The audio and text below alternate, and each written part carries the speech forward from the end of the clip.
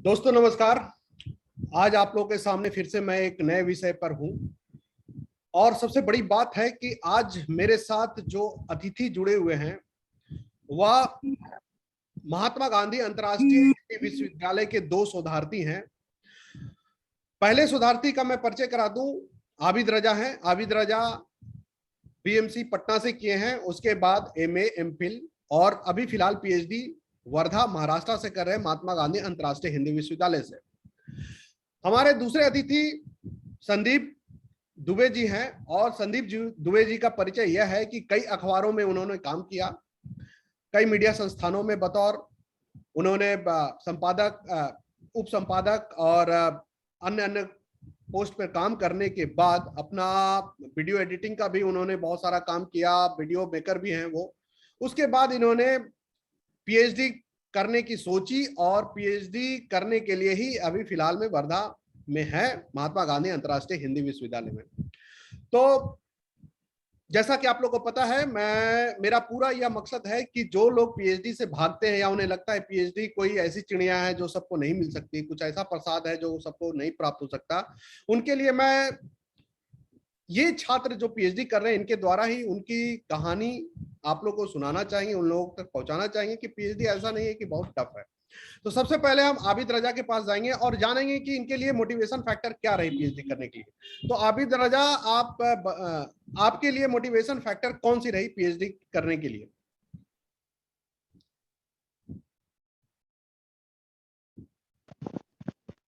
Doctor Ajay sir को सबसे पहले नमस्कार।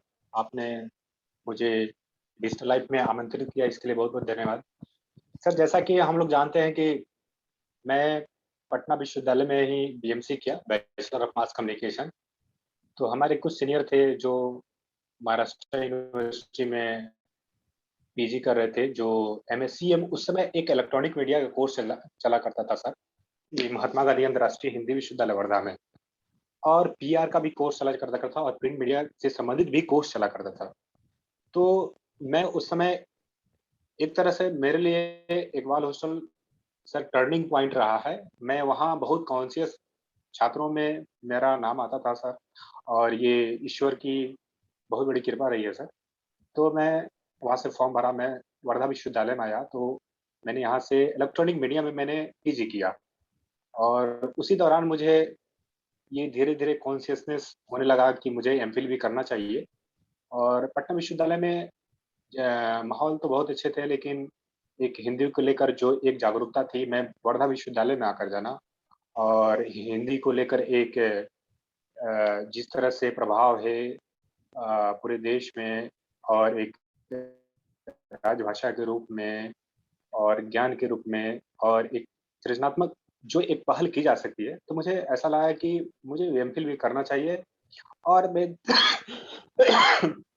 सॉरी तो मुझे ऐसा लगा कि मुझे एमफिल भी करना चाहिए। फिर एमफिल के दौरान मैंने रिसर्च की बहुत सारे प्रैक्टिकल और थ्योरी में बहुत सारी चीज़ें हमने सीखा, और हमें बहुत सारे अच्छे-अच्छे शिक्षक मिले।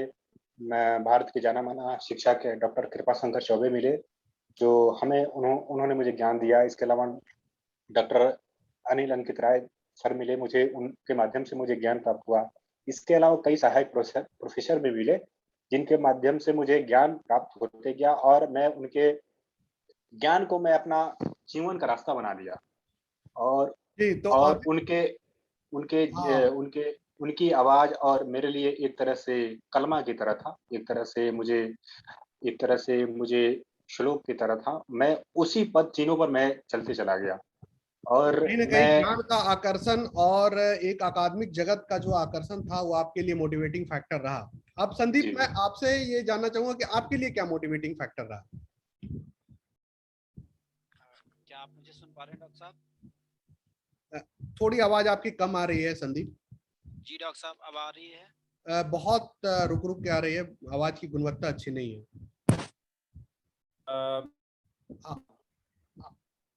हाँ अब आप सुन पा रहे हैं डॉक्टर साहब? हाँ हाँ, सुन पा रहे हैं, सुन पा रहे आपने जैसा आपका सबसे पहले तो डॉक्टर अजय स्पीच के सारे दर्शकों को मेरा नमस्कार। आपका बहुत बहुत धन्यवाद कि आपने अपने सब्सक्राइबर्स और अपने दर्शकों के बीच में मुझे अपने विचार रखने का मौका दिया। जैसा आपने पूछा कि पीएचडी को लेके मोटिवेशन कहाँ से आया? तो मैं थोड़ा-सा अपने अकादमिक और अपने व्यावसायिक जीवन, एकेडमिक और प्रोफ़ेशनल जीवन के बीच की यात्रा का थोड़ा-सा फ्लैशबैक मैं आपसे जानना चाहूँगा कि मैंने जब 2009-10 में एमफ़िल किया था, उसके बाद से ही मैं अखबारों में लगातार आ गया। काम करता रहा तमाम छोटे-छोटे अखबार, बड़े अखबारों में जुड़ा लेकिन जो अमर उजाला और दैनिक जागरण में जब मैं काम कर रहा था, उस दौरान डॉक्यूमेंट्री और फ़िल्म मेकिंग से भी मेरा संबंध बना रहा। तो इन सब के बीच में मैं नौकरियों के बीच में भी अकादमिक रूप से लगातार संस्थाओं से जुड़ा रहा। बरेली कॉलेज से मैं जुड़ा रहा, इलाहाबाद विश्वविद्यालय से जुड़ा रहा और अपने वर्धा विश्वविद्यालय से भी जुड़ा रहा, यहाँ बीओएस का मेंबर भी रहा। तो कहीं न कहीं नौकरी करते हुए भी मन में दोबारा विश्वविद्यालय जाने की इच्छा रहती थी और ये इस मेरी इच्छा की पूर्ति 2017 में आपके सहयोग से, हमारे पूज्य गुरुदेव प्रोफ़ेसर कृपाशंकर चौबे के सहयोग से पूरी हुई जिसमें मुझे पीएचडी में एडमिशन मिला कलकत्ता सेंटर में महात्मा गांधी अंतर्राष्ट्रीय हिंदी विश्वविद्यालय के। मैंने सिनेमा विषय पर पीएचडी करना शुरू किया और सिनेमा मेरा प्रिय विषय था और इस पर अकादमिक रूप से मैं कुछ अपने मजबूत हस्ताक्षर करना चाह रहा था। इसलिए पीएचडी से अच्छा बेहतर सशक्त माध्यम मुझे नहीं मिला। तो मैं पीएचडी करने आया और मेरा मोटिवेशन मेरी हॉबी रही, मेरा रुचि का विषय रहा और साथ ही साथ मेरे दोस्तों की प्रेरणा, मेरे गुरुजनों का आशीर्वाद भी रहा। जी, संदीप जी, तो कहीं न कहीं एक पत्रकार के तौर पर आप जब जब कॉलेज में गए तो आपके लिए वो आकर्षण का विषय रहा और वहाँ से आपने सोचा कि पीएचडी करें और आज पत्रकार बन के कॉलेज में हैं, एक दिन शिक्षक बन के इन कॉलेज में रहें, तो ये आकर्षण आपके लिए रहा। नंदिनी जी, आपका स्वागत है हमारे चैनल डॉक्टर अजय स्पीक्स में। और नंदिनी जी का मैं परिचय करा दूँ, पहले भी ये अखबार में काम करती रही हैं, जब पीएचडी नहीं कर रही, कई अखबारों में काम करने का इनका अपना अनुभव है। और लास्ट इनका जो अखबार है वो दैनिक जागरण था, मुझे जहां तक याद आ रहा है, और अभी वो पीएचडी कर रही है महात्मा गांधी अंतर्राष्ट्रीय हिंदी विश्वविद्यालय से। तो नंदिनी जी, आपके लिए मोटिवेटिंग फैक्टर क्या था पीएचडी के लिए? सबसे पहले तो सर आपका बहुत-बहुत धन्यवाद। सभी को मेरा नमस्कार। अ, आपने बहुत सही और वाजिब सवाल मुझसे पूछा क्योंकि जब लोग लीक से हटकर काम करते हैं, तो लोग प्रश्न तो करते ही हैं कि आप भई स्मूथ चल रहे थे, आपकी ज़िंदगी में सब कुछ ईज़ी गोइंग था। अचानक से आपने ये डिसीज़न कैसे ले लिया कि ट्विस्ट एंड टर्न्स दिखने लगे? खासकर सर मैं बताना चाहूँगी कि लड़कियों पे ये सवाल एकदम से उठते हैं कि तुम्हारी ज़िंदगी में पढ़ाई भी हो गई, जो एक जर्नलाइज़ जो हम सोचते हैं माइंडसेट है कि हाँ, मास्टर्स कर लिया इसने, अब ठीक है, वोकेशनल कोर्स कर लिया, नौकरी भी मिल गई। अब क्या चाहती हो जो आगे करना चाह रही हो? तो तुम्हारे लिए अभी बहुत सारे काम हैं जो सोसाइटी में तुमको एक मेंटेनेंस का काम भी करना है, इमेज मेंटेनेंस का काम, तो उसको भी देखना है। तो ये क्या पीएचडी अचानक से? तो मेरे ज़हन में ये सवाल उठते थे कि हाँ, मेरे पेरेंट्स भी पूछेंगे और वाक़ई ये सब कुछ मेरे साथ हुआ है, मेरे आस-पास के लोग, मित्र सब पूछे कि ये जॉब छोड़कर अचानक से कैसे? तो सर इसके पीछे एक छोटी-सी घटना है जो अक्सर मेरे साथ हुआ करती थी। जब मैं रिपोर्टिंग में थी और मेन स्ट्रीम रिपोर्टिंग में आई, तो हर दिन हम लोग क्या करते हैं ना कि खबरों के लिए एक रिसर्च वर्क करते हैं। सुबह डिस्कस किया हमने, न्यूज़ पेपर डिस्कस किया और स्टोरी के लिए फील्ड में निकल जाते थे। तो वो शोध कार्य का जो प्रचलन था ना ज़िंदगी में, वो अपने आप आत्मसात होने लगा हम लोग का और हम लोग हमेशा एक शोध कार्य करते थे, लेकिन उसकी डेडलाइन छोटी होती थी। 4 बजे तक हमें आके खबर फाइल कर देनी होती थी। तो प्रेरणा मिलती गई कि नहीं, ये शोध में तो बड़ा मज़ा आ रहा है, लेकिन हम इन डेप्थ नहीं कर पा रहे हैं। छोटी-छोटी खबरों का रोज़ ये करते हैं, संकलन करते हैं और उसे प्रकाशन के लिए भेज देते हैं। तो ऐसा लगा कि ये इंटरेस्ट बढ़ता गया, लेकिन उस बीच मैंने एक किताब पढ़ी, बांग्लादेश को लेकर और तब मुझे लगा कि अरे वाह! इस पे तो कुछ काम करना चाहिए और मैं मीडिया से हूँ और मुझे उस किताब ने इतना प्रेरित कर दिया और thank God I am blessed कि मुझे फिर पता चला कि हाँ, ये महात्मा गांधी अंतर्राष्ट्रीय हिंदी विश्वविद्यालय में जो है वो एंट्रेंस एग्ज़ाम के लिए अभी सीट्स आई हुई हैं, तो मैंने तैयारी शुरू कर दी और फिर मैं एंट्रेंस दे दिया मैंने।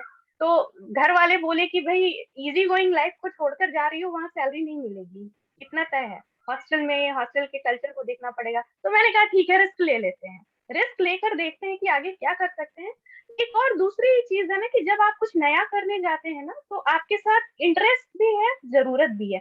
जरूरत मुझे कहाँ महसूस हुई, अपनी अपनी तरक्की तो मुझे चाहिए थी, लेकिन जरूरत वहां महसूस हुई कि जब मैं प्रिंट मीडिया में देखती थी, इलेक्ट्रॉनिक मीडिया में ऊंचे पद पे बहुत लोग हैं, मैं उससे सवाल नहीं खड़ा कर रही हूँ, लेकिन उनके पास अकादमिक जगत है ना, कोई ऐसे सर्टिफाइड नौकरी तो मिल जाती है, लेकिन उनके पास वो जो संस्थागत डिग्रियां नहीं होती थी। मुझे लगता था कि इसमें पढ़ाई की जरूरत है। बिल्कुल ये बहुत जरूरी है कि जब एक इंजीनियर काम करने जाता है तो वो इंजीनियरिंग की पढ़ाई करके जाता है।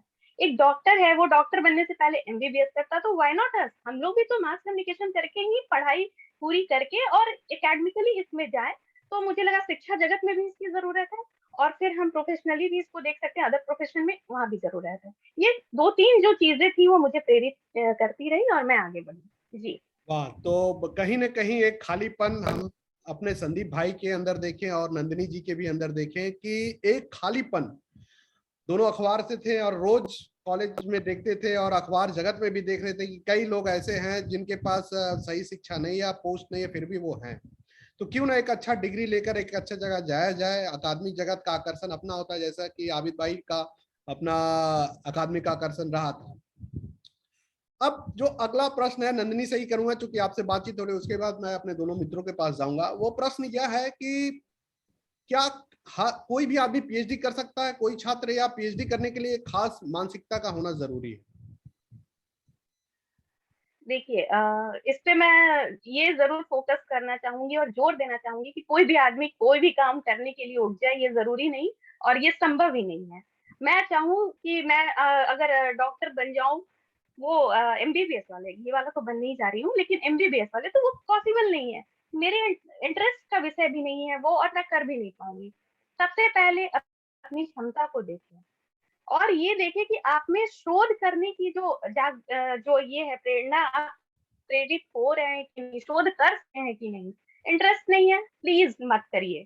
मैं सबसे निवेदन करूंगी, अगर आप में रुचि नहीं है, आप अपना 5 साल देने जा रहे हैं, इस पे एकदम सोच समझ कर आगे बढ़िए। 5 साल आप बर्बाद नहीं कर सकते हैं ऐसे ही दिखाने के लिए कि मेरे पास पीएचडी की डिग्री है। जैसे मैंने कहा ना कि मैं प्रेरित होकर आई हूँ, मैंने किसी के कहने पे या हाईएस्ट डिग्री मुझे चाहिए अपने सर्टिफिकेट में ऐड ऑन करना, नहीं, बिल्कुल ऐसा कुछ नहीं था।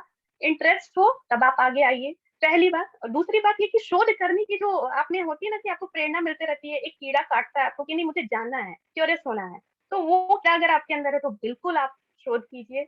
क्योंकि हम देखते हैं ना कि कई विज्ञान में जो शोध होते हैं उससे अकादमिक जगत को ही नहीं, समाज को भी बहुत फायदा होता है। लेकिन मानविकी है, साहित्य है और ये सब जो डिसिप्लिन है, इसमें ना अभी तक समाज को देने लायक बहुत बड़ा काम नहीं हो पाया। तो हम वैसे विषय पे शोध करें, सबसे जरूरी है चुनाव करें अच्छे विषय का, और ऐसे विषय पे शोध करें जिससे आप समाज को कुछ दे सकते हैं, कोई पॉलिसी मेकिंग कर सकते हैं। ये माइंडसेट लेकर आइए, पेशेंस रखिए, क्योंकि आपको बहुत फ्रस्ट्रेशन होने वाला है, लेकिन ऐसा नहीं है कि ये फ्रस्ट्रेशन एकदम से दूसरे ग्रह से आ रहा है। आप पहले प्राणी हैं जो इसको फेस करने जा रहे हैं। फ्रस्ट्रेशन आएगा, बिल्कुल आएगा, गुडी गुडी कुछ नहीं होने जा रहा है, लेकिन आप अपने आप को कैपेबल बनाइए, आप फाइट कीजिए। और आप अगर फाइटिंग टेंडेंसी वाले हैं तो आप बिल्कुल कर लेंगे, और परिस्थितियां ऐसी होती है कि आपको वैसा स्ट्रांग बना देंगी, क्योंकि आपका ध्यान उधर जाएगा। तो ये 3-4 चीजों को ध्यान में रखिए और आगे आइए और शोध कीजिए। बिल्कुल। जी नंदिनी जी, बहुत ही क्लियर कट उनका विचार है कि पीएचडी किसे करना चाहिए। अब क्या मैं आबिद रजा पास जाता हूं और मैं देखता हूं क्या उनकी भी यही विचार है या उनकी विचार थोड़ी इतर है? आबिद जी, आप क्या सोचते हैं पीएचडी करने के लिए एक विद्यार्थी में क्या होना चाहिए? सर जैसा कि हम जानते हैं पीएचडी डॉक्टर की उपाधि मिलती है, और इसके लिए जैसे भारत सरकार ने एक मानक बनाया है कि आपको पीजी होना जरूरी है, और इसके लिए बहुत सारे विश्वविद्यालय में अलग अलग मानक बनाए गए हैं। इसके अलावा नेट अर्हता दी गई है, इसके अलावा एमफिल अर्हता दी गई है, लेकिन मिनिमम जो अर्हता दी गई है वो पीजी दी गई है। और बहुत सारे जो ऐसे छात्र हैं जिनमें कैपेसिटी बहुत होती है, पंचुअल बहुत होते हैं, लेकिन मार्गदर्शन के बिना वो जीवन में वो पीएचडी तक नहीं पहुंच पाते हैं। उन्हें पता ही नहीं होता पीएचडी होता क्या है। तो मैं ऐसे छात्रों से और मैं अपने दर्शकों से कहना चाहूँगा कि आप बिल्कुल, पीएचडी बहुत बड़ा पहाड़ नहीं है, और मैं इस इस तरह की मैं डराने के लिए नहीं आया हूँ। मैं ऐसी दिशा और जिस दशा में आप हैं, मैं एक दिशा और एक मार्गदर्शक के रूप में आपके पास आया हूँ। तो मुझे लगता है कि पीएचडी जिस तरह से हम बहुत बड़ा तोफ और बहुत बड़ा एक आडंबर और बहुत बड़ा एक समथिंग, मतलब we can say that so many things, but मुझे लगता है कि मुझे इस तरह से माइंड में कुछ ऐसा सेटअप नहीं बनाना चाहिए जो हमारे जीवन को हडल करे। जैसे कि हम जानते हैं कि उसके पहले एक प्रक्रिया है, सिनॉप्सिस बनाना चाहिए, विषय देना चाहिए। उसके लिए जैसे अगर आप मीडिया क्षेत्र से हैं तो वहाँ के जैसे फॉर्म्स निकलते हैं, तो इलेक्ट्रॉनिक है, प्रिंट है, या जो भी विषय है, जो भी उसके ज्ञान अनुशासन है, उस ज्ञान अनुशासन में हमको अपनी चीजें कंटेंट दे सकते हैं। और मुझे लगता है कि पीएचडी एक लोकतांत्रिक प्रक्रिया है और लोकतांत्रिक माहौल मिलता है जिसमें हम बहुत सारी समाज की चीजें सीखते हैं, मीडिया की चीजें सीखते हैं, देश दुनिया की चीजें सीखते हैं, अंतर्राष्ट्रीय स्तर पर सीखते हैं। और मुझे लगता है कि ये देश के हर नागरिक को करना चाहिए और भारत सरकार के हर व्यक्ति को कराना चाहिए, लेकिन ये संभव नहीं है। लेकिन मैं इसलिए कह रहा हूँ क्योंकि इसमें समझने और बहुत सारी चीजें, ऐसी चीजें जो हम जीवन में बहुत सारी चीजें जान नहीं पाते हैं, लेकिन हम पीएचडी में आकर बहुत सारी चीजें जानते हैं। आखिर हो क्या रहा है, आत्मिक दुनिया में क्या हो रहा है, समाज में क्या हो रहा है, राजनीति में क्या हो रहा है, समाज में क्या हो रहा है, बहुत ऐसे जो जो जो बहुत छोटी छोटी माइनर चीजें हम जान पाते हैं पीएचडी में आकर। हमारी समझ बढ़ती है, हमें लोगों को जानने का मौका मिलता है, हमें स्त्री विमर्श पर बात करने का मौका मिलता है, हमें पुरुष विमर्श पर बात करने के लिए मौका मिलता है, हमें मीडिया विमर्श पर बातें कर, हमें मतलब बहुत सारे डिस्कोर्स पर बात करने को मिलता है, हमें अल्पसंख्यकों पर बात करने को मिलता है, दलित की समस्याओं के बारे में जानने का मिलता है, हम ब्राह्मणिकल सोसाइटी के बारे में हम जानते हैं। तो मुझे लगता है कि पीएचडी मतलब एक तरह से एक सिर्फ एक पीएचडी नहीं होता है जिसमें हम बहुत सारी चीजें जानने और समझने का मिलता है। हम अपने गुरु से ज्ञान जरूर लेते हैं, लेकिन इसके अलावा बहुत सारी पुस्तकें हमें उनके माध्यम से या बहुत सारे लाइब्रेरी के माध्यम से हमें पढ़ने के मिलता है, जो पीएचडी में हमें जो मिलता है, जो मास्टर्स में और बैचलर्स में नहीं मिलता है। तो मुझे लग रहा है कि पीएचडी कोई भी व्यक्ति कर सकता है, बशर्ते उसमें एक जुनून होना चाहिए, जज्बा होना चाहिए, उसमें एक इंटेंसिटी होना चाहिए और सही, बशर्ते उसमें एक तरह से सही उसका मार्गदर्शन अगर जीवन में मिले तो वो बिल्कुल कर सकता है। क्योंकि पीएचडी के लिए किसी व्यक्ति की क्षमता उसके ज्ञान से होती है, ना उसकी जाति से होती है, ना कि उसकी धर्म से होती है, ना कि क्षेत्र से होती है, ना किसी भाषा से होती है। मुझे लगता है कि अगर किसी व्यक्ति में अगर ज्ञान है तो वही बड़ा है। आज की दुनिया में क्या है, मुझे लग रहा है कि जो व्यक्ति अगर ज्ञानवान है वो दुनिया का सबसे बड़ा व्यक्ति है, और मुझे लगता है कि ज्ञान से बढ़कर दुनिया में कोई बड़ा व्यक्ति नहीं है। तो इसीलिए आपने कहा जाता है बताया नॉलेज है इज कि पावर। मैं आपको समझ पा रहा हूँ। आपका जो कॉज है वो जिस तरह हम लोग साक्षरता पे जोर देते हैं कि हर आदमी को ग्रेजुएशन होना चाहिए या एमए करना चाहिए, उसी तरह से आपका ये मानना है कि पीएचडी एक बहुत अच्छी डिग्री है और हर आदमी करे तो कोई बुराई नहीं है। यानी इसको आज पार्ट ऑफ पढ़ाई में ले, इस पे ज्ञान काफी आपको मिलता है। तो अब हम अपने अगले मित्र संदीप के पास जाएंगे। संदीप, क्या आपके नजरिया में क्या है कि कोई भी पीएचडी कर सकता है या पीएचडी करने के लिए कुछ खास क्वालिटीज होनी चाहिए? डॉक्टर साहब क्या आवाज सुन पा रहे हैं? आवाज आपकी ठीक नहीं है, थोड़ा आवाज पे थोड़ा वर्क करें। हाँ, अब ठीक है। मैं आपके जो सवाल हैं इसको दो हिस्सों में देखता हूँ कि नंबर एक, पहला हिस्सा ये है कि क्या सबको पीएचडी करना चाहिए, और दूसरा हिस्सा है कि क्या ये जो पीएचडी है या उच्च शिक्षा के अलग अलग माध्यम हैं, यह लोगों को ज्ञान के अवसर उपलब्ध कराता है। तो पहला सवाल है कि क्या सबको पीएचडी करना चाहिए, तो मेरा अपना व्यक्तिगत अनुभव कहता है, अपना अकादमिक अनुभव और व्यावसायिक अनुभव कहता है कि सबको पीएचडी नहीं करने की आवश्यकता होती। आप अपने ज्ञान के अनुशासन में या अपने जीवन में, करियर में जिस भी उद्देश्य को लेके आगे बढ़ते हैं, उसमें ज़रूरी नहीं कि आप कागज़ पर दर्ज डिग्रियों को थोड़ा अर्जित संदीप करते और तेज जाएँ। बोलेंगे तो हमारे दर्शकों को या सुनने वाले को अच्छी सुनाई देगी। डॉक्टर साहब, तो क्या आज आवाज़ आ रही है डॉक्टर साहब? हाँ हाँ, आ रही आ रही आ रही। मेरा ये कहना था कि जीवन में सफलता के लिए यह ज़रूरी नहीं कि कागज़ पे दर्ज आप डिग्रियाँ जुटाते जाएँ। आप स्नातक करें, परास्नातक करें, फिर पीएचडी करें, तभी आपको नॉलेज मिलेगा या ज्ञान मिलेगा। हमें पता है कि भारत में जो प्रशासनिक सत्ता है वो स्नातक के बाद आनी शुरू हो जाती है। आप आईएएस की परीक्षाएं स्नातक के बाद दे सकते हैं। स्नातक के बाद जो शिक्षा प्रणाली है, हमारी नई शिक्षा नीति भी ये कहती है कि स्नातक के बाद जो शिक्षा प्रणाली है वह शोध केंद्रित होनी चाहिए। यानी शोध का मतलब हम अपने ज्ञान के अनुशासन में, हम जनसंचार के क्षेत्र में हैं, पत्रकारिता के क्षेत्र में हैं, या हम विज्ञान के किसी भी आनुषंगिक विषय के क्षेत्र में हैं, उस क्षेत्र में नॉलेज जोड़ने के काम में अगर हमें जाना है तो हम एमए करें या पीएचडी करें। अगर हमें नॉलेज जोड़ने के काम में नहीं जाना है, नॉलेज अर्जित करने का काम तो केवल स्नातक तक का है। परास्नातक या पीएचडी के या एमफिल लेवल का जो काम है अकादमिक जगत का, वह काम है नॉलेज के उस डोमेन में नया चीज जोड़ने का।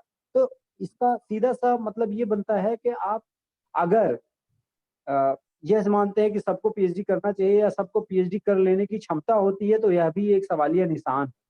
ये जरूरी नहीं कि सबको पीएचडी करना चाहिए। सबके अपने जीवन के ऑब्जेक्टिव्स होते हैं, अपने जीवन के निजी उद्देश्य होते हैं, उनके गोल होते हैं। आप अपना गोल तय करिए, उसके अनुसार अगर आपको पीएचडी करना है, पीएचडी सिर्फ मास्टरी करने के लिए, उच्च शिक्षा में असिस्टेंट प्रोफेसर बनने के लिए ही नहीं की जाती।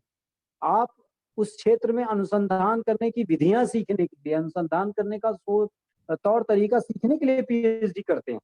आप पत्रकार हैं और अच्छी पत्रकारिता, अच्छी खोजपरक पत्रकारिता, अच्छा रिसर्च बेस्ड जर्नलिज्म करना है, तो आपको पीएचडी अगर करे रहेंगे तो शायद आपको सहूलियत हो बढ़िया शोधपरक लेख लिखने में।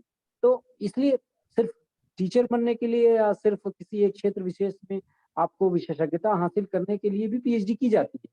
तो यह चीज तो पहले मुझे लगता है कि यहाँ जरूरी नहीं कि सबको पीएचडी करनी चाहिए, क्योंकि स्नातक स्तर पर शिक्षा प्रणाली में इतनी व्यवस्था है कि आपको पर्याप्त ज्ञान मिल जाएगा।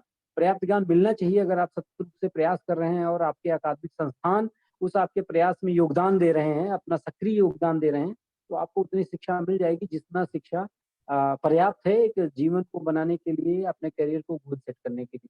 उसके अतिरिक्त की शिक्षा, आगे की शिक्षा केवल उस ज्ञान के उस क्षेत्र में नया जोड़ने के लिए होती है। दूसरी चीज कि हम पीएचडी क्यों करें, तो हम पहले इस चीज को निर्धारित कर लेने की आवश्यकता है कि हम पीएचडी क्यों करें, कैसे। जैसे हम मास कम्युनिकेशन में पढ़ते हैं 5W1H।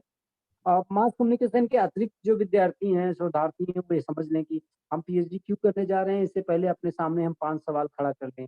हम पीएचडी कैसे करें, क्यों करेंगे, कैसे करेंगे, कहाँ से करेंगे, कब करेंगे, किस प्रकार करेंगे, और ये हमारा पूरा प्रोसेस कैसे पूरा होगा। इन सारे 5 सवालों का जवाब अगर उनके पास उपस्थित है तो उन्हें पीएचडी के क्षेत्र में आगे बढ़ना चाहिए।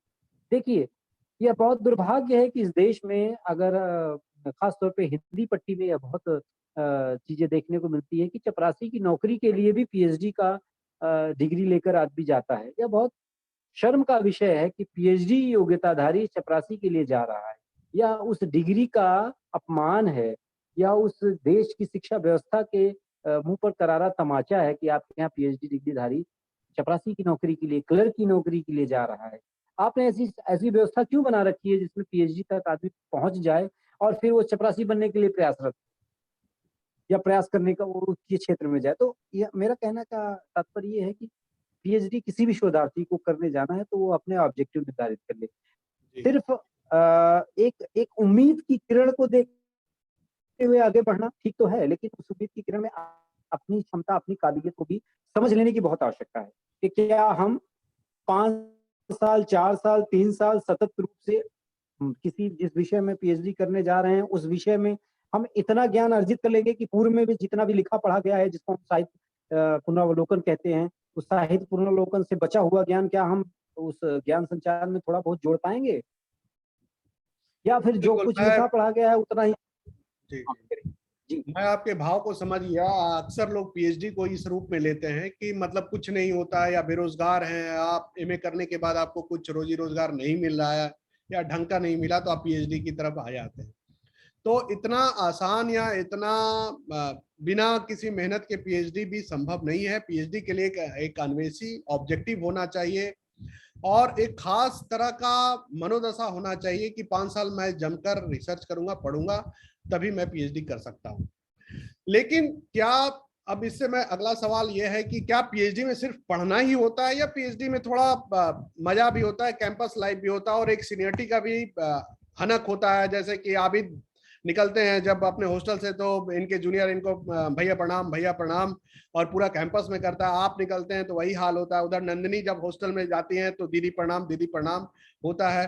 तो मतलब ऐसा नहीं है कि पीएचडी का मतलब है कि एकदम पढ़ाई पढ़ाई पढ़ाई। भाई एक अपना रुतबा भी होता है जो कैंपस लाइफ में आपको एक सीनियर होने का रुतबा मिलता है, सबसे सुपर सीनियर होने का मौका मिलता है। तो नंदिनी, इसके बारे में आपका क्या कहना है?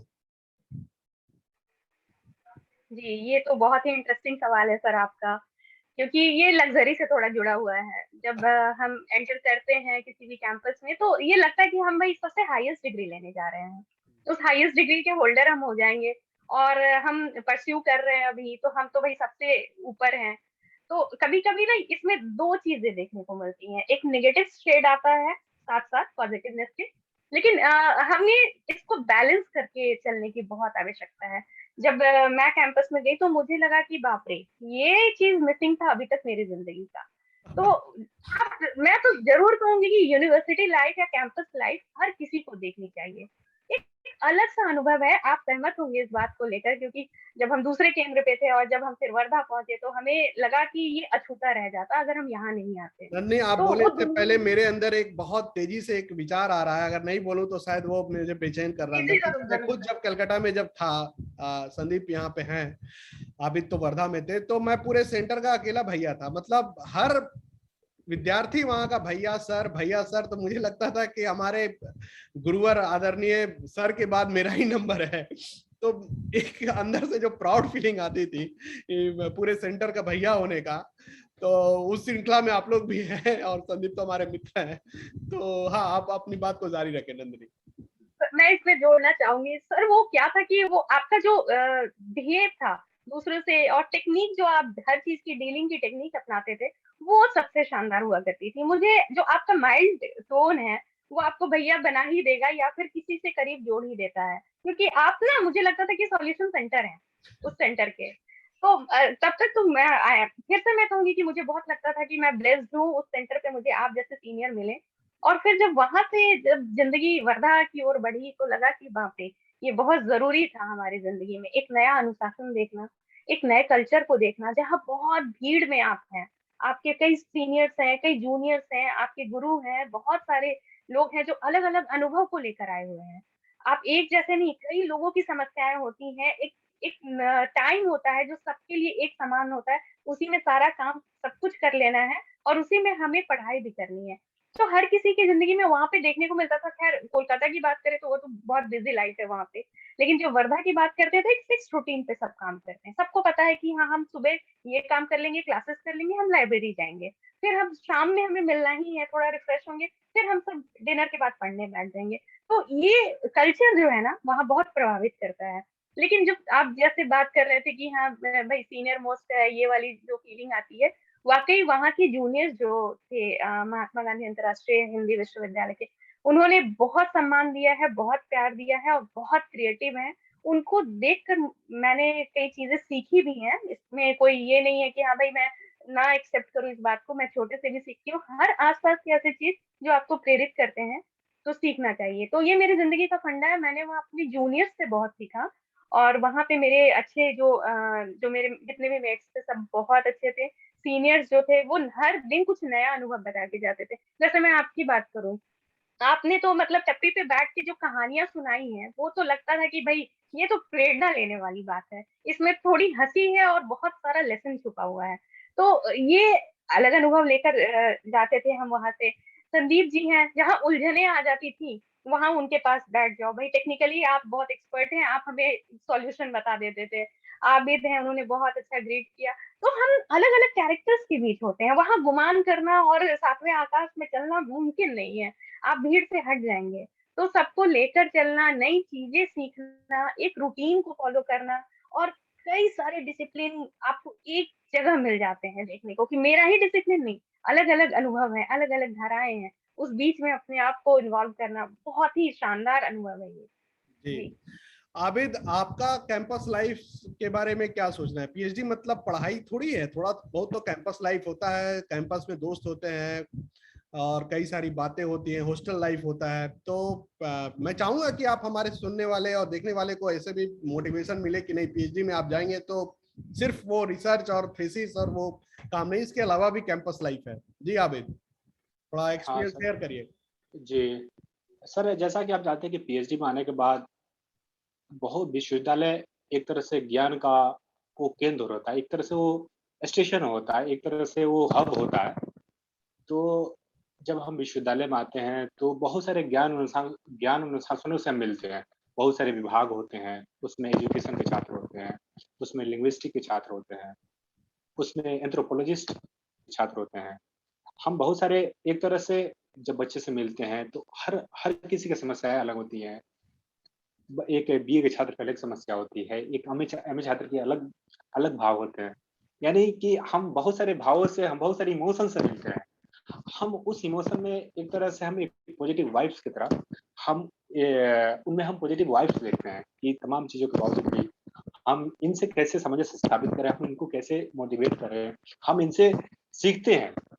जैसे कि हमने सुना नंदिनी जी कि उन्होंने कहा कि हम अपने जूनियरों से सीखते हैं, तो कहीं न कहीं ये इसमें कतई झूठ नहीं है, ये बिल्कुल सत्य है। हम कहीं न कहीं ये सीखने की जो प्रक्रिया है, ये जीवन पर्यंत बना रहता है और हमारे सीनियर्स भी मिलते हैं, हमारे गुरु भी मिलते हैं।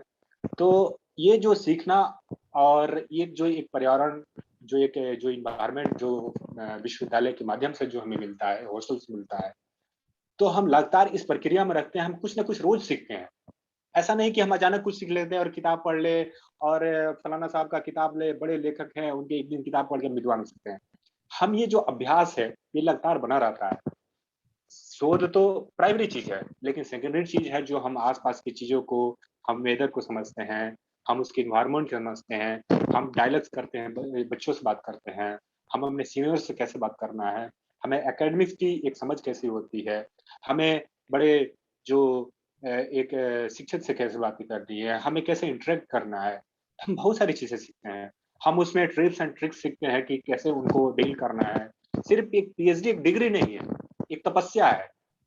एक तरह से वो क्या है कि एक तरह से मुझे लग रहा है कि बहुत सारे ज्ञान अनुशासनों का एक तरह से केंद्र है, जिसमें हम एक तरह से कहते हैं जैसे कंप्यूटर बहुत सारे जो तकनीकों का असेंबल करके एक कंप्यूटर बना गया है, उस तरह से हम एक पीएचडी है, जैसे कि हमने जाना पेशेंस है, बहुत से हम उसमें डेडिकेशन करते हैं, हम अपना जो ऊर्जा है, हमने जीवन के बहुत बड़े ऊर्जा को हमने अब पीएचडी में दिया है। तो पीएचडी के दौरान हम बहुत सारी चीज़ें सीखते हैं और कैंपस लाइफ में जीते हैं तो बहुत एनर्जेटिक रूप में और वो जीवंत बनाता है। वो जीवन का सबसे ये बड़ी डिग्री है और इससे अच्छी डिग्री कोई हो नहीं सकती है।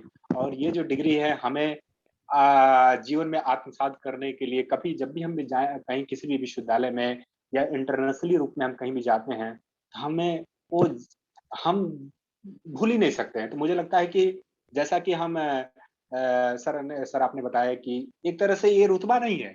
पीएचडी तो एक तरह से बहुत सारे चीज़ों को सीखने और समझने का एक मौका, एक अवसर है। हम इस अवसर को मौका मिलते ही हमें एक तरह से इसका भरपूर फ़ायदा उठाना चाहिए और पीएचडी में तो सब कोई रिसर्च करता है। लेकिन इस रिसर्च के दौरान बहुत सारे जैसे एकेडमिक्स के जैसे बहुत सारे यहाँ डिपार्टमेंट्स हैं जिसके माध्यम से हमें ज्ञान मिलता है, वो हमें बहुत स्ट्रेंथन करता है, हमें बहुत मजबूत बनाता है। आइडियली रूप से, सोशली रूप से और राजनीतिक रूप से मतलब एक तरह से हर रूप में मुझे स्ट्रेंथन कर रहा हूँ। वो मुझे मेंटली एक तरह से सप्लीमेंट्री फूड की तरह काम करता है। जब मेंटली सपोर्ट भी कैसे करना है तुमको, कैसे पीछे हटना है, कैसे आगे जाना है। तो मुझे लग रहा है कि एक तरह से पीएचडी हमें बहुत कुछ सिखाता है और कैंपस लाइफ में हमें बच्चों से, हमें अपने सीनियर से बहुत कुछ सीखने को मिलता है, जो हमें ये बिल्कुल नहीं भूलना चाहिए। जी जी। तो तो आबिद का मानना है कि पीएचडी केवल आप अपने विषय पे ही नहीं करते हैं, एक समाज पे करते हैं, और वैसा समाज जो कि देश का भविष्य है, यानी एक युवा समाज पे आप करते हैं, और कैसे लोगों से जुड़ना है, उनसे बात करना है और कैसे इंटरेक्ट करना है। तो एक कैंपस लाइफ का अपना मजा है और हर तरह का ज्ञान वहाँ मिलता है, हर तरह के लोग वहाँ पर हैं, हर विधा के लोग हैं और वो पढ़े लिखे लोग हैं जिनसे सीखने को बहुत कुछ है। जी संदीप, मैं आपके पास आऊंगा। जिस तरह से पीएचडी को लोग कई बार बहुत अकादमिक जोड़ देते हैं या बहुत बोझिलता से जोड़ देते हैं, तो मैं आपके सामने रखूंगा कि भाई पीएचडी का मतलब चाय चुस्की भी तो है, चौराहे पर बैठ के दोस्तों के साथ चाय पीना, उनके साथ कविता करना, एक कैंटीन लाइफ होती है।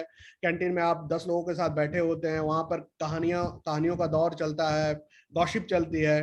तो ऐसा नहीं है कि पीएचडी मतलब सिर्फ शोध और सिर्फ ज्ञान की बातें, भाई मनोरंजन की भी तो बात होती है। संदीप, आप क्या इस पे प्रकाश डालेंगे थोड़ा कैंपस लाइफ पे? अब मैं चूंकि तकनीकी दिक्कतें हैं, वरना मैं अपने विजुअल दिखाता। जब आप कैंपस लाइफ की बातें कर रहे थे तो मुझे बीएचयू का कैंपस याद आया, जहाँ पे मैंने स्नातक का जीवन जिया है। फिर इलाहाबाद यूनिवर्सिटी का कैंपस और हॉस्टल लाइफ याद आई।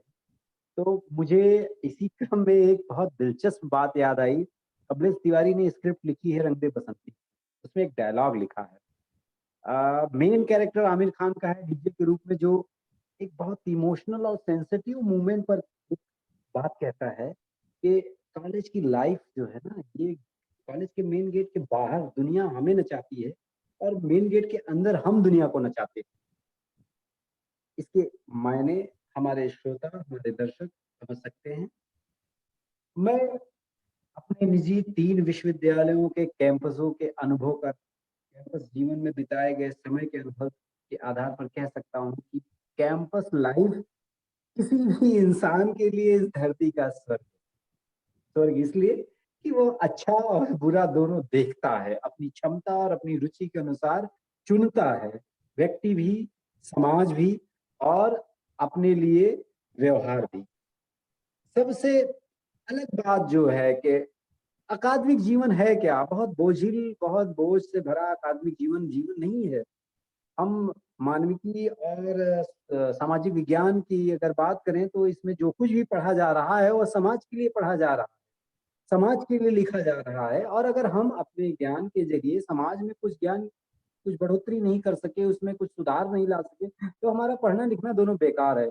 उससे ठीक पहले हम स्वयं समाज को समझने के क्रम में एक बेहतर तरीके के समाज की संरचना का साक्षात्कार नहीं कर पाए, तो फिर वो जीवन बेकार है। यह बेहतर जीवन, यह बेहतर समाज का साक्षात्कार हमें कैंपस लाइफ कराता है, एहसास कराता है।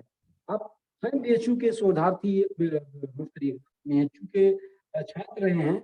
आप देखिए आपके छात्र जीवन में बीएचयू कैंपस में कहाँ के लोग, कैसे लोग आपके साथ में रहने वाले हॉस्टल में रहने के लिए अंतर्वासी मिले, आपकी कक्षाओं में पढ़ने वाले सहपाठी मिले। बनारस हिंदू विश्वविद्यालय को छोड़कर जब आप वर्धा विश्वविद्यालय आए तो यहाँ देश के कोने कोने के विद्यार्थी आपके सहपाठी बनते हैं, आपके मित्र बनते हैं, आपके चाहे अनचाहे तमाम और भी तरह के संबंध बनते हैं। आप जानते हैं लोगों को, समझते हैं लोगों से, लोगों के बीच में आप उठते बैठते हैं। तो एक विद्यार्थी जीवन मुझे लगता है कि धरती का स्वर्ग जीवन है। इसके साथ ही एक बात मैं और कहना चाहूंगा कि एक स्पाइडरमैन फिल्म बहुत फेमस फिल्म है और इसके जो स्क्रिप्ट राइटर, डायरेक्ट राइटर हैं पीटर पार्कर ने एक बात उसमें लिखी है, जो मेन कैरेक्टर कहता है कि with great power there must also come great responsibility. साधारण तौर पे कहें कि with great power comes great responsibility. ये पीटर पार्कर का प्रिंसिपल भी कहलाया। अगर आप पीएचडी जैसे एक बड़े जिम्मेदार पढ़ाई लिखाई के ज्ञान के अनुशासन की डिग्री के क्षेत्र में है तो आपके साथ बड़ी जिम्मेदारी है। इस बड़ी जिम्मेदारी को समझते हुए आप कैंपस की लाइफ को जीते हुए जब आगे बढ़ते हैं तो इससे अच्छा अनुभव आपके जीवन में कुछ भी नहीं हो सकता। जब आप जीवन में आगे बढ़ जाते हैं, आपकी अगली पीढ़ी आ जाती है ड्राइविंग सीट पर जिंदगी की, तो आप उसको बताते हैं तो आपको बड़ा फक्र होता है कि हम फला विश्वविद्यालय में पढ़ते थे, वहां पे शोधार्थी। ये मायने नहीं रखता। संदीप, आपकी आवाज थोड़ी सी रुक रुक के आ रही, लेकिन मैं आपकी बातों को बहुत समझ पा रहा हूं। और आपने बड़ा अच्छा एक लाइन बोला कि the great power comes with great responsibility, यानी कि आपके पास ज्यादा ताकत है तो आपको उतना ही उत्तरदायी होना पड़ता है। यानी आप बड़ी डिग्री लेते हैं, बड़ी पढ़ाई करते हैं, तो समाज के प्रति आपका दायित्व भी बनता है कि समाज में आप उतने ही सकारात्मक दृष्टिकोण से आपका समाज में योगदान भी होना चाहिए। और एक बात, जो बड़ी बात आपने कही कि विद्यार्थी जीवन स्वर्ग में जीना है और इसके बाद फिर कैंपस के बाद की जीवन थोड़ी अलग होती है, मतलब वो मजा नहीं है जो कैंपस का लाइफ है। तो अपने देखने वालों से मैं कहूंगा कि अगर उन्हें कैंपस लाइफ का मजा लेना है, एक एहसास लेना है, तो पीएचडी करें। पीएचडी बहुत अच्छी डिग्री है। अब मैं नंदिनी के पास फिर से आऊंगा। नंदिनी, एक पीएचडी में जो सबसे बड़ी लोगों को भटकाने वाला विषय होता है या लोग डरते हैं छात्र आने से, वो हो थेसिस लिखना। तो टॉपिक लेना ठीक उनको लगता है, लेकिन लगता है थेसिस नहीं लिख पाएंगे, या 300-400 पेज का जो थेसिस होगा या 250 पेज का होगा। तो इसके बारे में आपका क्या है कि क्या थेसिस इतना दुरूह है कि कोई नहीं लिख सकता, या कोई अच्छा लेखक हो या जिसकी भाषा पे अच्छी कमांड हो वही लिख सकता है? तो थेसिस को लेकर आपका क्या नजरिया है? जी डॉक्टर साहब, जी संदीप, मैं आपके पास आता हूं। पहले नंदिनी से मैं इनपुट ले लेता हूं, उसके बाद फिर आपके पास आता हूं। जी सर। सर वही मैं बात करूंगी। आप कह रहे हैं थीसिस लिखने की, तो मैं अभी थर्ड ईयर में अभी मेरा हुआ ही है, और मैं अभी बीच मझधार में हूँ। मेरा भी बिल्कुल वही अनुभव से मैं गुजर रही हूँ कि मुझे थीसिस लिखना है। जैसे होता है कि शुरुआत में हमने क्या किया कि लिटरेचर रिव्यू किया या डेटा कलेक्शन किया, हम रिसर्च एरिया में जाते हैं। तो लिखने का जो सिलसिला शुरू करते हैं ना, जो क्रमबद्ध करते हैं काम, वो हम तीसरे या चौथे साल में आकर शुरू करते हैं। जनरली ये देखा गया है। कई लोग होते हैं जो एकदम फोकस्ड होते हैं, वो फर्स्ट ईयर से ही स्टार्ट कर देते हैं, सम अप करते हैं अंतिम वर्ष में आके। इसके लिए होता है कि कोई टारगेट फिक्स करते हैं। वो कहते हैं कि नहीं, 3 साल पूरे होते होते, जैसे कि यूजीसी के रेगुलेशन के हिसाब से 3 साल में आप जमा कर सकते हैं, आप एलिजिबल हैं। तो 3 साल होते होते कुछ लोग जमा कर देते हैं। इस बीच क्या होती है बात, जो अक्सर नजर आती है वो ये है कि हम भटक जाते हैं। कई बार भटकाव हमें भी आता है। हम डेटा नहीं मिल पाने के कारण, अभी खासकर मैं कहना चाहूंगी कि कोरोना काल में जो स्थितियां हमारे सामने आई हैं, जो हम देख रहे हैं, एकदम प्रतिकूल स्थिति में भी हम नहीं सोच पा रहे हैं कि हम कैसे डेटा तक पहुंचे, कहाँ से लेकर आए डेटा, क्योंकि हम एकदम ट्रांसफॉर्मेशन है। आप जो काम क्षेत्र में जाकर कर रहे हैं, आपको ऑनलाइन डिपेंड करना पड़ रहा है। तो ये ऑनलाइन डिपेंडेंसी जो हमें वीकर कर रही है, हमें समझ नहीं आ रहा है। हमारे पास बाध्यता है कि हम बाहर जा ही नहीं सकते हैं, म्यूजियम नहीं खुले हैं भाई, लाइब्रेरी नहीं खुली है, तो हम कहाँ जाएंगे? तो भटकाव तो ये 2 साल का एक अलग ही फ्रेम में देख सकते हैं, लेकिन इसके इधर अगर हम बात करें तो ये जनरली देखा गया है। मैंने यूनिवर्सिटी में ही देखा है कि कई लोग हैं जो 5 साल होने के बाद भी सोच रहे हैं कि अभी कैसे लिखें, क्योंकि हमारे पास डेटा है, सब कुछ है हमारे पास, हमने लिखना नहीं शुरू किया। तो भटकाव आते जाता है, हमें लगता है कि नहीं, अभी हम काम कर रहे हैं, काम कर रहे हैं। इसका सबसे बड़ा रीजन मुझे लगता है ना कि ये जो टाइम फ्रेम है ना हमारे पास, वो 5 साल का, तो वो बहुत भटकाता है। 5 साल ऐसे चुटकी में बजा के तो नहीं जाएगा, अलग अलग अनुभव आते हैं।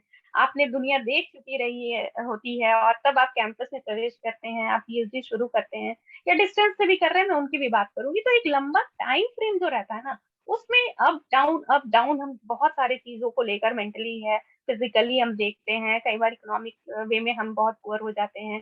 फेलोशिप जहाँ नहीं मिल रही होती है, वहां तो ये कंडीशन और भी वर्स्ट हो जाता है। तो हम सोचते हैं कि हम लिखेंगे बाद में, पहले अच्छी तरह से हम डेटा कलेक्ट कर लें। लेकिन मुझे लगता है, जैसे मेरे जो गाइड हैं आदरणीय कृपाशंकर चौबे सर, वो हमें हमेशा बताते रहते थे कि नहीं, तुम डेटा कलेक्ट तो कर ही रही हो, लिखने का काम भी शुरू कर दो। तो भाई छोटा ही लिखो, हर दिन एक पन्ना लिखो, लेकिन लिखो जरूर, ताकि तुमको अंत समय में बहुत ही मेस्ड काम नहीं करना पड़े, तुम एक सिस्टमेटिक काम कर सको, तुम्हारे पास इतनी चीजें हो आर्काइव में कि तुम उसको जुटाकर एक जगह व्यवस्थित तरीके से थीसिस को कंपाइल कर सको। लेकिन ये तो हम अभी तक फॉलो करते आ रहे हैं, लेकिन जो बाध्यता कोरोना काल की है, हमें परेशान कर रही है। हम भी मेंटली फ्रस्ट्रेशन में चले जाते हैं कि कैसे इसको कलेक्ट करें। इसके अलावा मैंने देखा है कि थीसिस राइटिंग में कई बार बहुत चेंजेस आ जाते हैं। ये सबसे अलग अनुभव मुझे लगा कि कई बार विषय को लेकर लोग सोचते हैं कि अरे विषय में बदलाव की जरूरत है, आंशिक परिवर्तन की जरूरत है, थोड़े से शीर्षक में बदलाव कर दो। और जब हम क्षेत्र में जाते हैं तो हमें अनुभव होता है कि अच्छा, हमने जो विषय लिया है वो क्षेत्र में मिल रहे डेटा से एकदम अलग है।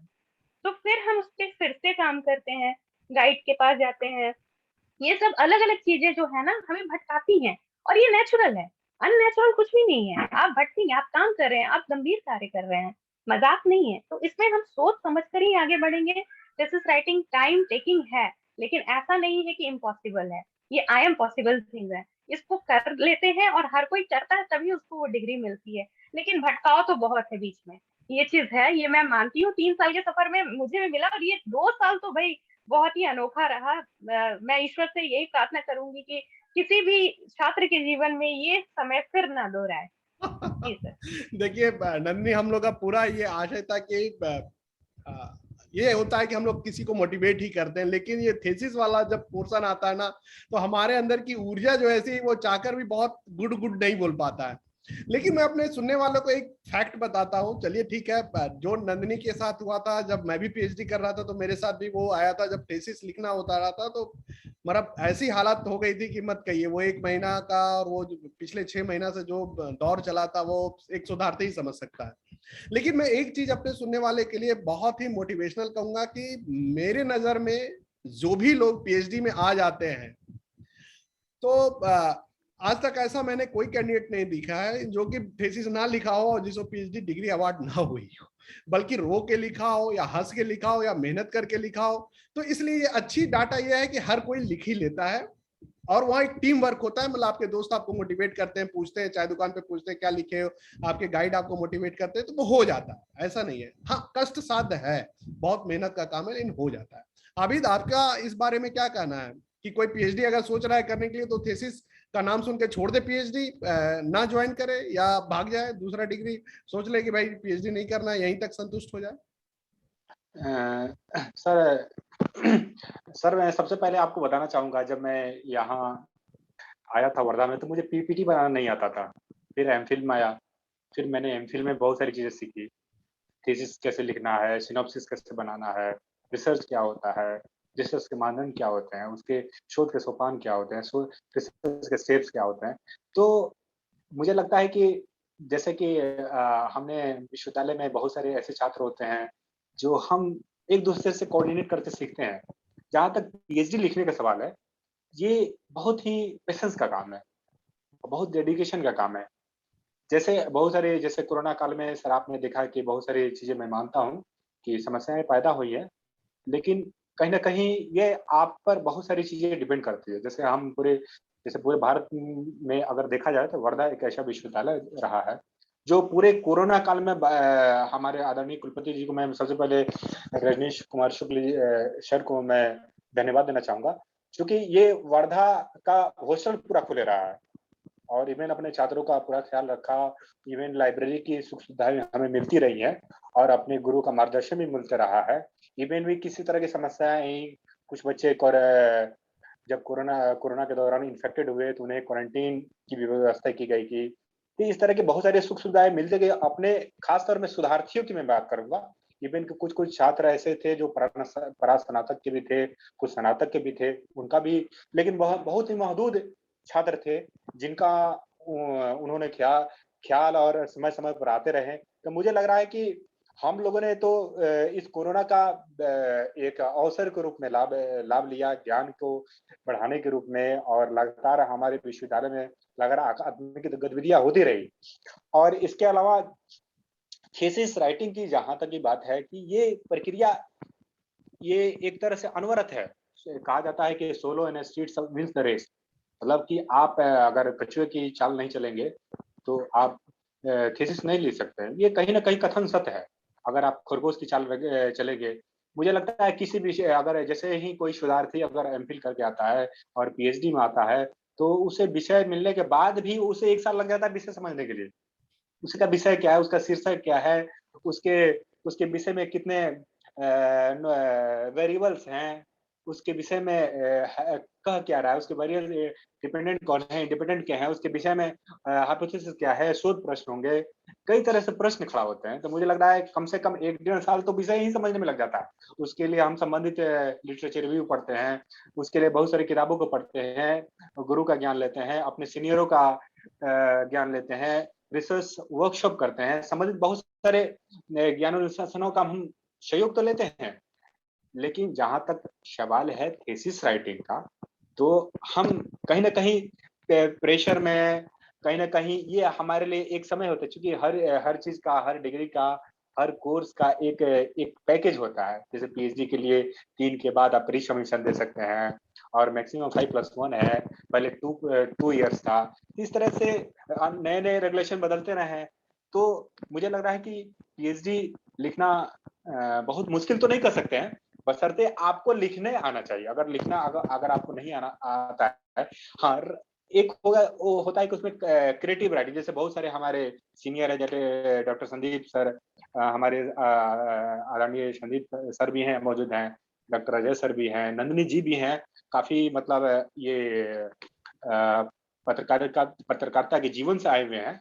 तो इन्हें हो सकता है कि हमारे लिखने और इनके लिखने में हो सकता है कि कहीं ना कहीं अंतर हो, लेकिन जहां तक एकेडमिक राइटिंग की बात है, मुझे वही लिखना है जो हमारा एकेडमिक्स कहता है, क्योंकि एक रिपोर्टिंग और एकेडमिक राइटिंग में बिल्कुल अंतर होता है।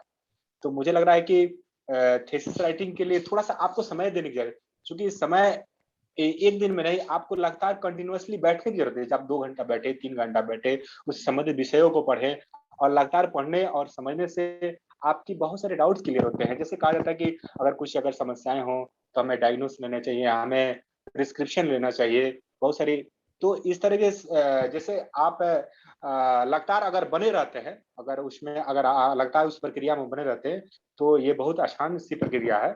और मैं बिल्कुल अपने अपने दर्शकों को नहीं डराना चाहूंगा, ये बहुत सामान्य सी बात है। जैसे अगर आप उसमें महारथी हो जाते हैं, लगातार आप मेहनत करते हैं, तो बहुत सारे पीएचडी के दौरान बहुत सारे लोगों को आप मदद भी करते हैं। सिर्फ ये पीएचडी लिखना तो मुझे बहुत सामान्य सी बात है। अगर एक पीएचडी शोधार्थी चाहे तो एक पीएचडी के द्वारा सिर्फ अपने विषय के अलावा बहुत सारे लोगों को मदद कर सकता है, और मदद ही नहीं करता, अपने लोगों को अपनी पीएचडी तो लिखता ही है, इसके अलावा लोगों को सहयोग करके और लोगों को मोटिवेट करके, सहयोग करके, उनको भी मोटिवेट करके थीसिस में मदद करता है। हम उनसे भी मदद लेते हैं, रेफरेंसिंग कैसे, साइटेशन कैसे करना है, उसके लिटरेचर रिव्यू कैसे करना है, शोध की सीमाएं में कैसे करना है, उपकल्पना कैसे लिखना है। तो मुझे लग रहा है कि मैं कहा जाता है कि एक चीज फ्रेज है, इंग्लिश में कही गई है कि strike the iron while it is hot, और ये कहीं ना कहीं जीवन में बहुत ही सार्थक और बहुत ही यथार्थ है, और कहीं ना कहीं सटीक बैठती है। और हमें जीवन में इसको समय का हमें बिल्कुल सम्मान करना चाहिए, और हमें समय के साथ जीना चाहिए। अगर समय का जिन व्यक्तियों ने सम्मान नहीं किया, समय के साथ नहीं चला, वो व्यक्ति बहुत पीछे रह जाता है। इसीलिए समय आपको पूरा अवसर देती है, और कहीं ना कहीं ये चीजें हमें जीवन में कहीं ना कहीं हमें आगे बढ़ाने का कार्य करती है। इसीलिए समय के साथ व्यक्ति को और समय के साथ हमें सारी चीजों को समझना चाहिए, और उसी के साथ सामंजस्य स्थापित करके हमें सारे ज्ञान अनुशासनों को अपने जीवन में अप्लाई करके बहुत सारी चीजों को हम सीख सकते हैं। जी धन्यवाद। आबिद, काफी विस्तार से आपने थीसिस के बारे में बताया, और इतना विस्तार और बारीकी से बताने के बाद मुझे नहीं लगता कि किसी को बहुत ज्यादा कंफ्यूजन होगा। आपने एक तरह से चैप्टराइजेशन भी बता दिया। तो चूंकि समय बहुत हो रहा है, और इसलिए आज बहुत सारी बातें हम नहीं करेंगे। इसके बाद एक और प्रश्न रखेंगे, लेकिन उससे पहले जो हमारे सबसे अनुभवी मित्र हैं, सबसे जानकार हैं, बहुत अच्छे वक्ता भी हैं, लेकिन आज उनका नेटवर्क थोड़ा सा मतलब क्लियर नहीं है, इसलिए थोड़े बर्दाश्त कर रहे हैं। तो संदीप जी, आप बताएं कि थीसिस देखकर किसी को क्या भागना चाहिए, या जमकर उसको स्वीकार करना चाहिए और पीएचडी में धड़ल्ले से और पूरे धमक के साथ आना चाहिए? आपकी आवाज नहीं आ पा रही है संदीप।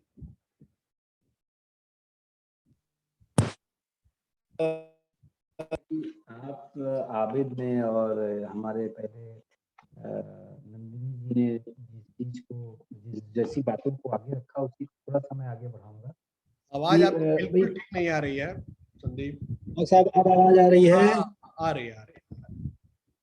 डॉक्टर साहब, मैं आबिद और नंदिनी जी की बातों को थोड़ा आगे बढ़ाना चाहूंगा, थोड़ा सा, कि पीएचडी लिखना कोई साहित्य सृजन का काम नहीं है। इवन हिंदी में भी या भाषा के किसी भी विषय पर कोई अगर पीएचडी करने के बारे में विचार कर रहा है, तो यह समझ लेना आवश्यक है कि कोई साहित्य सृजन का काम नहीं है। यह एक तकनीकी रूप से लिखा जाने वाला, तकनीकी रूप से एक उसका स्टेज है, उसकी क्रमबद्धता है निर्धारित, उसके क्रम में लिखी जाने वाली चीज है। तो तकनीकी सीखी जा सकती है, कंप्यूटर सीख सकते हैं, आप लेटर लिखना सीख सकते हैं, हाई स्कूल मैट्रिक की परीक्षाओं में आप छुट्टी की एप्लीकेशन जैसे लिखना सीखते हैं, उसी तरह पीएचडी लिखना सीख सकते हैं। लेकिन उससे ठीक पहले सबसे पहली चीज, जिस भी भाषा में आप लिखेंगे, हिंदी, अंग्रेजी या जिस भी भाषा में आप के यहाँ विश्वविद्यालय में पीएचडी लिखने की छूट मिलेगी, भाषा के विद्यार्थियों को उनकी भाषा में लिखने के लिए कहा जाता है, उस भाषा में उनकी पकड़ होनी बहुत जरूरी है। तो भाषा में पकड़ तो पीएचडी में आने के बाद अगर कोशिश करें कि भाषा में प्रवीण हो जाएंगे तो थोड़ा सा मुश्किल है। कोशिश करें कि अगर आप परास्नातक करके आ रहे हैं तो आप जिस भी विषय, जिस भी भाषा में आपने अभी तक पढ़ाई की है, उस भाषा में आपकी प्रवीणता थोड़ा बेहतर हो, यह अपेक्षा की जाती है और इससे आपके लिए पीएचडी लिखना आसान होता है। दूसरी चीज कि अगर आपने विषय निर्धारण के समय ही यह चीज समझ लिया कि आपको क्या लिखना है, यह आपकी चीज संदीप समझना आवाज जरूरी है। क्या आवाज की गुणवत्ता बहुत ही ये है, इसलिए मैं अब अपने अगले प्रश्न की तरफ बढ़ता हूँ। फिर मैं आपसे संक्षिप्त टिप्पणी चाहूंगा और मैं अपने तमाम वक्ताओं से संक्षिप्त में चाहूंगा क्योंकि 1 घंटे से ऊपर ये कार्यक्रम हो चुका है। तो नंदनी, आप ये बताएं कि स्कॉलरशिप पीएचडी में मिलता है, आप लोग तीनों लोग सेंट्रल यूनिवर्सिटी में हैं, तो आप लोग को पर महीने आप लोग ISSR भी आप लोग को मिल रहा है, तो ये काफी मोटिवेशनल फैक्टर होता है एक विद्यार्थी के लिए कि अगर वो पीएचडी करते हुए हर महीने उसको, जो नहीं करता है, जिसको ISSR नहीं मिलता है, वो उसको 8,000 रुपया तो मिलता है नॉर्मल को, जो आप लोग किए तो लगभग मुझे लगता है 20,000 रुपया आप लोग को पर मंथ मिलता है। तो ये कितना मोटिवेट करता है आपको, अंदर से कितनी खुशी देती है या कितनी सबलता देती है नंदनी? जी, आपका ये सवाल मेरे मामले में थोड़ा सा अलग है, हाँ। क्योंकि अभी मैंने ICSSR के लिए अप्लाई ही किया है, जिसका रिजल्ट अवेटेड है, आया नहीं है फिलहाल। और जो फेलोशिप हमें UGC के द्वारा मिलती है वो मेरी जो सैलरी थी प्रीवियस उससे काफी कम है। तो मुझे तो भाई कॉस्ट कटिंग का मामला हो गया, मुझे थोड़ा एडिट करना पड़ा अपने सारे चॉइस को, अपनी फैंटेसी को, और ये बहुत खूबसूरत चीज है। मैं इसे एकदम गलत नहीं कहूंगी, अनुभव हर तरह का लेना चाहिए, ठीक है। और एक मेरे लाइफ में ना सबसे ज्यादा मैं जिस चीज को फॉलो करती हूँ वो जीरो से स्टार्ट करना। जब आप एकदम टॉप पर जाएं तो अपने आप को ना इतना डिपेंडेंट ना कर ले कि आप फिर उस कड़ी से निकल ना पाए। तो इसलिए मुझे लगा कि नहीं, जीरो से स्टार्ट करते हैं, वो लग्जरी छोड़ते हैं, एक नया अनुशासन, एक नई परिवेश, नए चीजों को सीखते हैं, और ठीक है जो मिलेगा। तो मुझे उसका कोई ये नहीं था कि हाँ मुझे फेलोशिप मिल रही है चाहे कम है या ज्यादा है। एक जरूर बहुत सत्य बात है कि जब हम PhD करने जाते हैं तो काफी जरूरतें होती है हमारे पास, जैसे पढ़ाई को लेकर, रिसर्च को लेकर, शोध क्षेत्र में जाकर काम करने को लेकर। तो इन सब चीजों में जो फेलोशिप है वो काफी मदद करती है।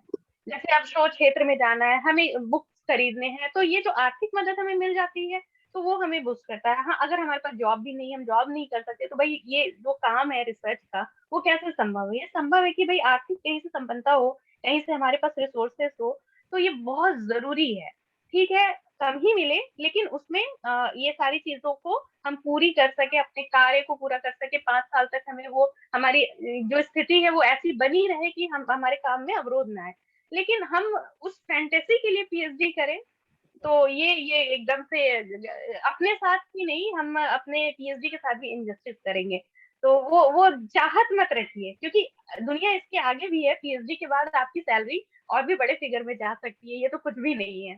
जी सर। तो बहुत बड़ी बात कही, और एक सबसे बड़ी बात जो जीरो से शुरुआत है, और अपने दर्शकों को मैं कहूंगा ये कंफर्ट जोन से निकलना वही कुछ लाइफ में अचीव कर पाता है जो अपने फोकस को तोड़ पाता है, यानी कंफर्ट जोन से निकलकर फिर से स्ट्रगल करके फिर से एक इबारत लिखने की क्षमता रखता है।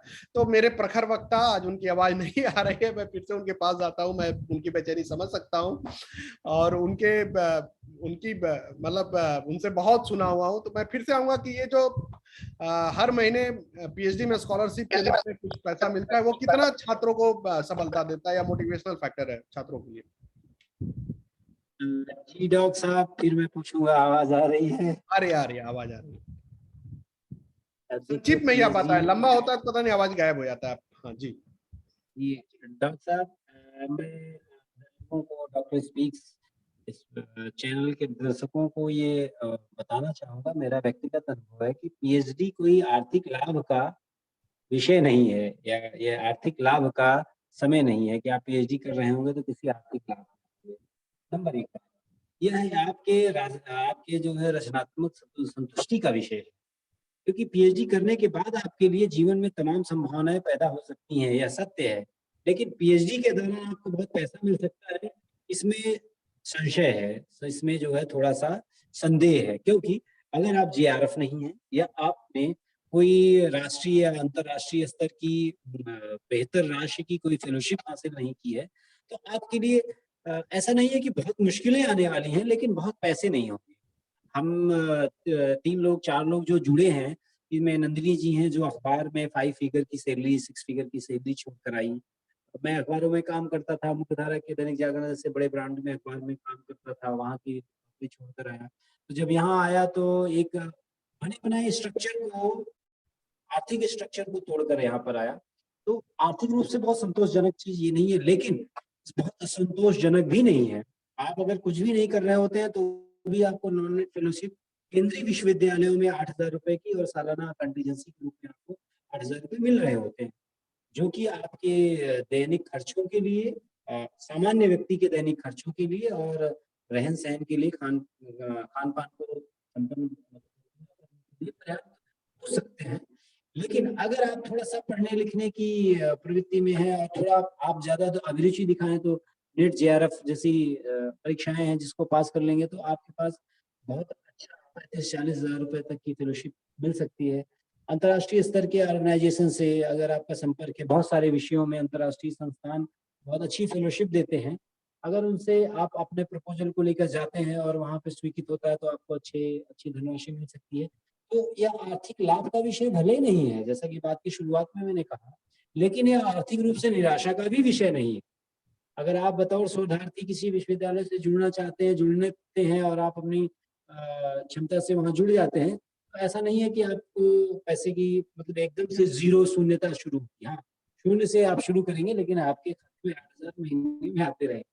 तो एक ये जो किसी केंद्रीय विश्वविद्यालय का स्ट्रक्चर है। राज्य विश्वविद्यालयों के बारे में जहाँ तक मेरा अनुभव और ज्ञान है, वो ये है कि तमाम राज्य विश्वविद्यालय भी अपने स्तर पर तमाम फेलोशिप देते हैं। अलग-अलग विषयों पर अलग-अलग जो है आनुषंगिक विभागों में इस संदर्भ में नोटिसें आती रहती हैं, सूचनाएँ आती रहती हैं, जहाँ पर आप आवेदन कर सकते हैं।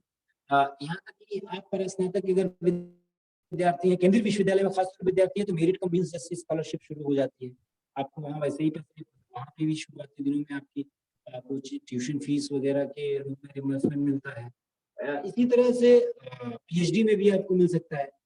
तो कुल मिलाकर आर्थिक रूप से देखें तो भविष्य की सुखमय तस्वीर बनाने में पीएचडी का बहुत महत्वपूर्ण योगदान हो सकता है, लेकिन पीएचडी करने के दौरान थोड़ा-सा आपको आर्थिक संयम बरतने की आवश्यकता होती है, और अगर आर्थिक संयम बरतेंगे तो बहुत अच्छा समय आपका विश्वविद्यालय कैंपस में बीत सकता है।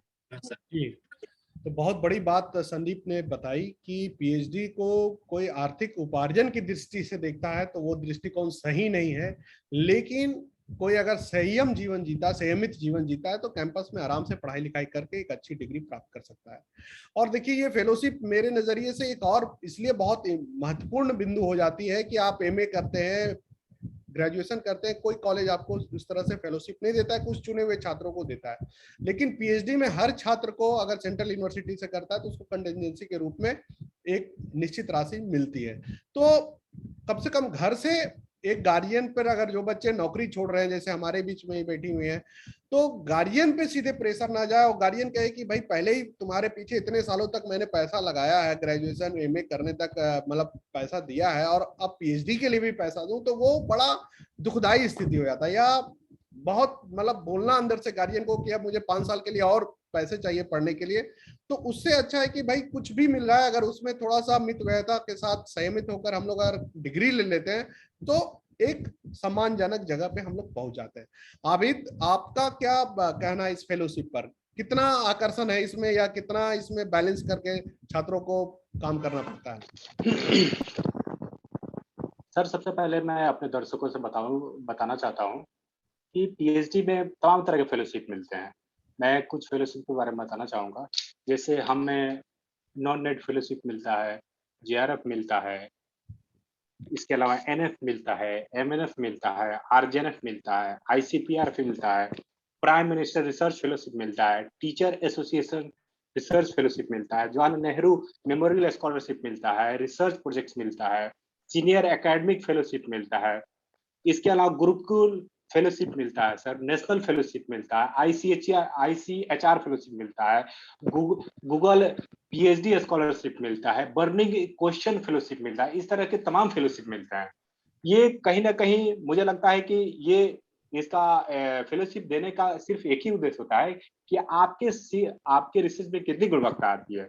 जो पीएचडी में जो फेलोशिप मिलती है वो कहीं ना कहीं वो शोधार्थियों के एकेडमिक्स को समृद्ध करने के लिए होती है। आप एकेडमिक्स लाइफ जो जीते हैं उसमें आप लिटरेचर के लिए आपको मिलता है, पेन के मिलता है, कॉपी के लिए मिलता है, आपको पेज खरीदने के लिए मिलता है, घर बनवाने के लिए नहीं मिलता है, आपको ट्रैक्टर खरीदने के लिए नहीं मिलता है। मैं आपको बताना चाहता हूँ सर कि सबसे पहले चीज कई सारे मैं सुनता हूँ कि कई सारे लोग घर बनवा लेते हैं, कई सारे लोग ट्रैक्टर खरीदते हैं घर। तो मैं ऐसे अपने दर्शकों को बताना चाहता हूँ ये आपके लिए है, आपके ये जीवन बहुत महत्वपूर्ण है, ये हमेशा आपको मिलने वाला नहीं है। खाने के लिए बहुत सारे जीवन है कि 7 जन्म होता है, ये जन्म नहीं मिलने वाला है। तो मुझे लगता है कि ये पीएचडी आप जो कर रहे हैं एक ही बार कर रहे हैं, जो चीजें जो आप वर्तमान में जी रहे हैं वही आपका जीवन है। तो मुझे लग रहा है ऐसे लाइफ को आप इसको एकदम बिल्कुल लग्जरियस लाइफ जीने के लिए नहीं मिलता, आपको पढ़ने के लिए मिलता है। और मुझे लग रहा है इसका सदुपयोग, इस पैसे का सदुपयोग करना चाहिए। और जहां तक कि हम लोग को जैसे नॉन नेट फेलोशिप वगैरह मिलता है या जो हम लोग मिलता है उसमें हम लोग कहीं ना कहीं आपको भारत सरकार या टैक्स के माध्यम से जो भी ये पब्लिक जो भी आप पब्लिक का टैक्स है और ये जो मिल रही है कहीं ना कहीं ये पैसा मिलता है। मुझे उपयोग सिर्फ एक ही काम में ईमानदारी से करना चाहिए कि छात्रों को पढ़ने में करना चाहिए, एकेडमिक्स करना चाहिए कि समाज कैसे हमारा अच्छा हो, हमारा शोध कैसे अच्छा हो, हमारा मतलब ले दे के एक तरह से शोध में कैसी गुणवत्ता है, कैसी क्वालिटेटिव आए। तो मुझे लग रहा है कि जिस तरह से हम लोग विश्वविद्यालय में सुनते हैं किसी विश्वविद्यालय को इतना पैसा मिला तो उसने ट्रैक्टर खरीद लिया, इसने घर बनवा लिया, मतलब इस तरह से सुनते हैं। हो सकता है कि मेरा ये हो सकता है कि मेरा ये इस तरह की चीजें नहीं हो, लेकिन कई सारी चीजें होती हैं। खैर जो भी हो, मुझे लग रहा है कि ये सारी चीजें को ध्यान न देकर हमें अपने स्टडी को फोकस करना है। कई सारे लोग अगर इस उद्देश्य से और इस प्रयास से लोग अगर इस मोटिव से लोग आते हैं कि चलो पीएचडी में पैसा मिल रहा है और जीवन कट जाएगा, पीएचडी की डिग्री भी मिल जाएगी और पत्नी का खर्चा भी मिल जाएगा और घर भी बन जाएगा, ट्रैक्टर भी। तो मुझे लग रहा है कि ये कहीं ना कहीं विश्वविद्यालय को ऐसे चीजों पर एक्शन लेना चाहिए और खासकर में विभागीय स्तर पर एक्शन लेना चाहिए। मुझे लग रहा है पढ़ने के लिए आपको पैसा मिल रहा है, ना कि आपको घर बनवाने के मिल रहा है। और मुझे लग रहा है कि ये पढ़ना मुख्य उद्देश्य है और कहीं ना कहीं ये जो पैसा मिल रहा है ये आपको समाज और राष्ट्र के विकास के लिए मिल रहा है। और कहीं ना कहीं मुझे लग रहा है कि आपको सोचना चाहिए। आप एक ये ह्यूमन साइकोलॉजी है, एकेडमिक साइकोलॉजी है और कहीं ना कहीं ये हमें जो पैसा मिल रहा है वो कहीं ना कहीं हमारी जिम्मेदारी राष्ट्र के प्रति है, समाज के प्रति है। कहीं ना कहीं हमें ये जो जिम्मेदारी बहुत बड़ी जिम्मेदारी के साथ पीएचडी कितने लोग करते हैं? 1% लोग करते हैं। को मैं समझ चुका हूँ और लास्ट में जो आपने लाइन बोली कि जो पैसा मिलता है पढ़ने के लिए ही मिलता है और कई तरह के फेलोशिप आपने जुड़वाई है और हमारे सुनने वालों को इससे जानकारी मिली होगी कि कई तरह के फेलोशिप हैं और फेलोशिप का एकमात्र उद्देश्य है कि शोध का गुणपरक शोध हो और आपके लिए है। और इतना तक ठीक है, अगर आप ज्यादा सोचते हैं कि उस पैसे का कुछ आप अपने पर्सनल गेन के लिए कर लें या फैमिली गेन के लिए, तो वो संभव नहीं है क्योंकि वो अमाउंट भी उतनी नहीं है। तो बहरहाल दोस्तों, मुझे पूरा विश्वास है कि मुझे तो अपने मित्रों से बातचीत करके बहुत मजा आया और बहुत दिनों के बाद ऐसा मौका हो पाया। और आप लोग भी जब इसको सुन रहे होंगे तो जानकारी के साथ आपको मजा भी आ रहा होगा कैंपस के बारे में सुनकर, जानकर। और मेरा पूरा विश्वास है कि ये परिचर्चा सुनने से ज्यादा आप जब कैंपस में रियल में जाएंगे पीएचडी करने तो आप रियल में बहुत ज्यादा एंजॉय करेंगे, इससे कई गुना ज्यादा, क्योंकि उसका एक रियलिटी का एक्सपीरियंस होगा। तो फिलहाल अपने तमाम सुनने वाले के साथ ही तमाम अपने तीनों मित्रों के से मैं अब विदाई लेता हूं और आप लोग का बहुत बहुत धन्यवाद कि अपना बहुमूल्य समय निकाला और हमारे दर्शकों के लिए आप लोग यहाँ पर आए और इतनी रात तक आप बने रहे। आप लोग का बहुत बहुत शुक्रिया और अपने दर्शकों का भी धन्यवाद सबका। सर आपको भी बहुत बहुत धन्यवाद, आपने मुझे मौका दिया इसके लिए बहुत बहुत धन्यवाद सर। ठीक, धन्यवाद।